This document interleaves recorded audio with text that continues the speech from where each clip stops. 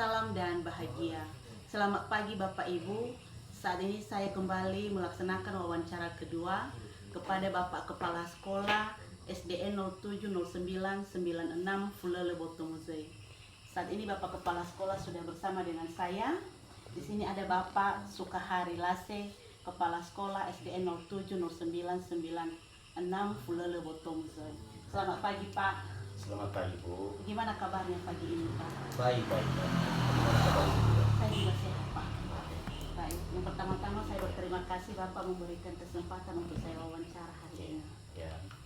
Baik Pak, untuk melaksanakan wawancara hari ini ada beberapa pertanyaan yang akan saya sampaikan kepada Bapak. Apa bisa Pak? Boleh, silakan Bu. Silakan. Baik Pak.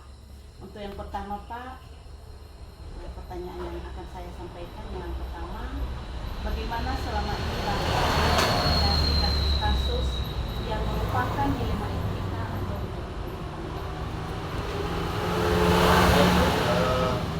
Selama ini ya dalam mengidentifikasi sebuah kasus yang merupakan dilema etika, ini bila kasus tersebut memiliki dua nilai yang perlu untuk dipertimbangkan.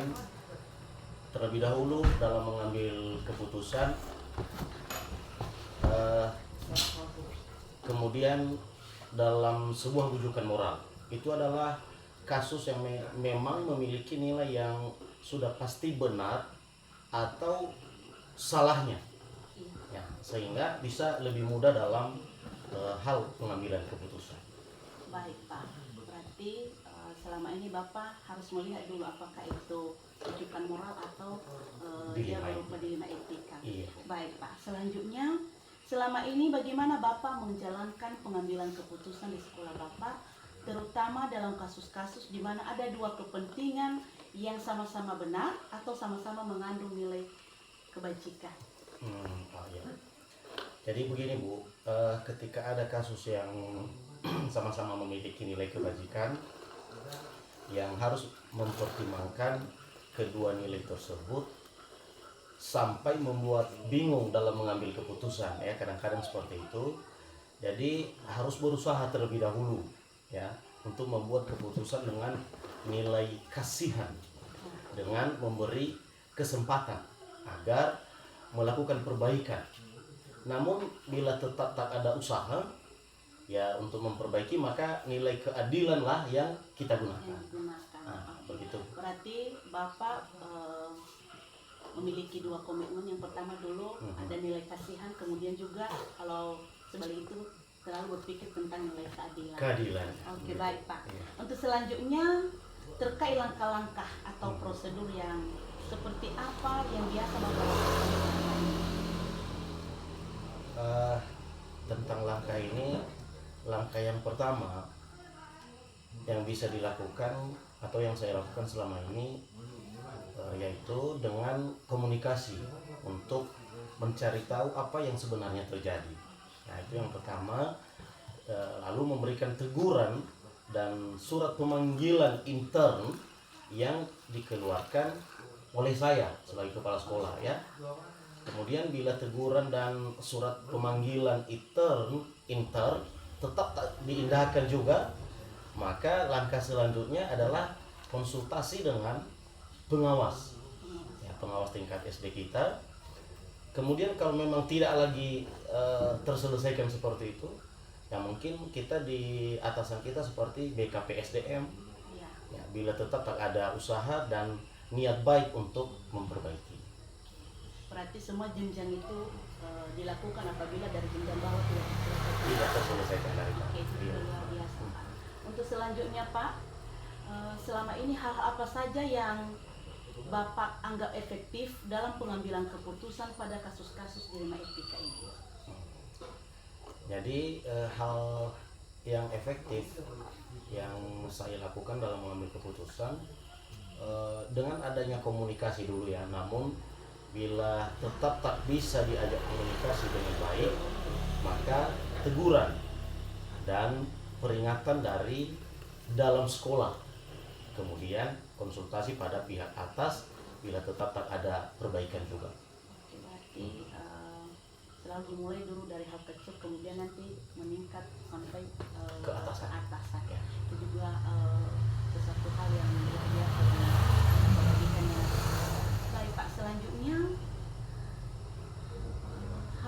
saja yang merupakan tantangan bagi Bapak dalam mengambil keputusan dilema etika selama ini? Iya.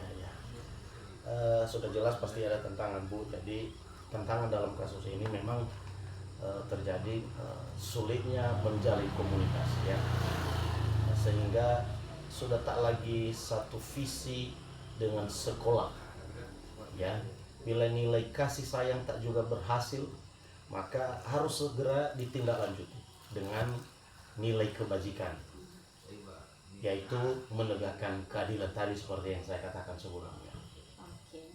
Baik Pak, untuk selanjutnya selama ini apakah Bapak punya tata kelola atau jadwal yang sudah ditentukan di hari-hari apa, kapan pelaksanaan jika ada kasus-kasus yang terjadi di sekolah Bapak? Artinya sudah ditentukan jadwalnya, entah satu minggu atau 1 bulan, baru diselesaikan setiap kasus yang terjadi.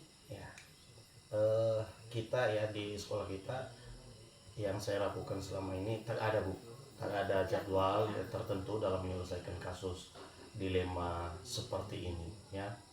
Biasanya hanya tergantung pada tingkat kesulitan dari kasus itu sendiri ya. Dalam pengambilan keputusan tak harus diselesaikan langsung di tempat bila masalahnya cukup rumit, karena perlu adanya pertimbangan juga ya. Jadi namun bila kasusnya tak terlalu rumit, maka sebaiknya segera diselesaikan dengan mengambil keputusan terbang berdasarkan nilai-nilai kebajikan yang ada.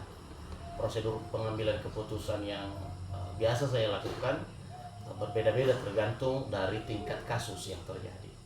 Oke, berarti selama ini tidak ada penjadwalan untuk harus hari ini diselesaikan? Belum terjadwal, belum. Itu juga berarti bagaimana kasusnya, kalau saat itu terjadi bisa diselesaikan saat itu, maka saat itu juga diselesaikan. Kalau memang tidak rumit. Tidak rumit. Jadi kalau rumit mungkin butuh proses Butuh panjang proses untuk menyelesaikannya. Baik Pak.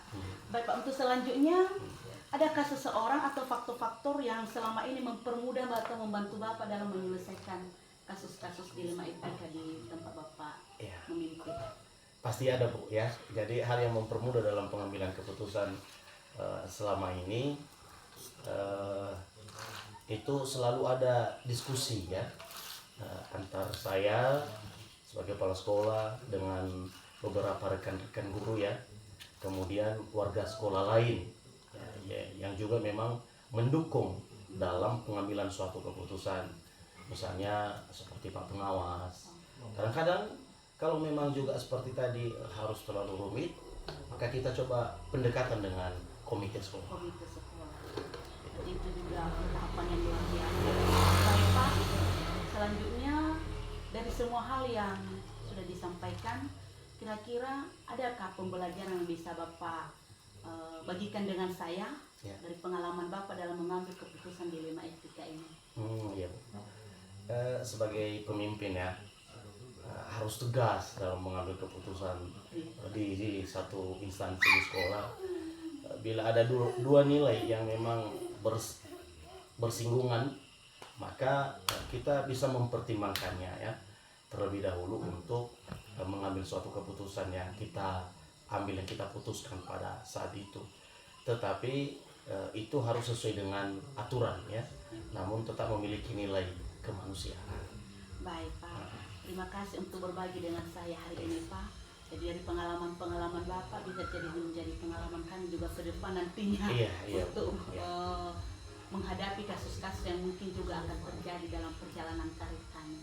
Baik, terima kasih untuk waktunya hari ini Terima Pak. kasih kembali. Tuhan Yesus yang membalaskan untuk Bapak. Terima kasih.